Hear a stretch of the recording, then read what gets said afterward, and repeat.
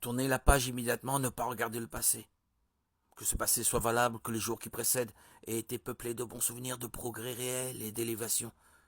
Il faudra tout de même tourner la page et repartir à nouveau, car si l'on en restait sur ses victoires, on finirait par s'endormir, se griser, puis vieillir. Il nous faut commencer à chaque instant une nouvelle vie, il est interdit d'être vieux. Combien plus si la page précédente se trouvait souillée, gâchée par des fautes et des tâches. Combien plus de vigueur faudra-t-il employer pour la tourner énergiquement. Remettons le remords à un moment plus approprié. Pour l'instant, nous ne sommes pas encore remis du choc de la dépression que notre chute a provoqué.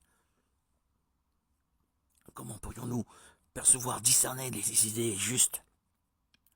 Si nous nous complaisions alors dans les remords, cela dégénérerait bien vite dans une culpabilisation insupportable.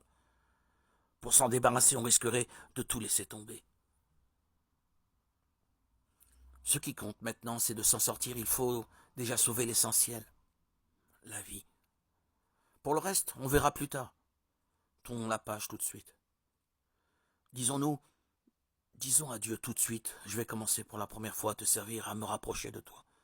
Cette méthode est si puissante, si claire, si vraie, qu'elle garantit à quiconque l'appliquera le succès final. Si nous la prenons à cœur, nous commencerons à l'appliquer en dépit de toute autre pensée ou théorie qui pourrait la démentir.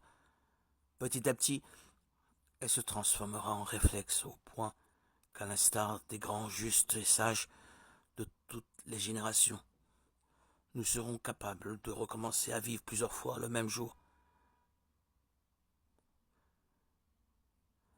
Toute pensée qui nous en empêcherait, fût-elle le plus pieux remords, doit être considérée comme négative, mauvaise. Il nous incombe de la chasser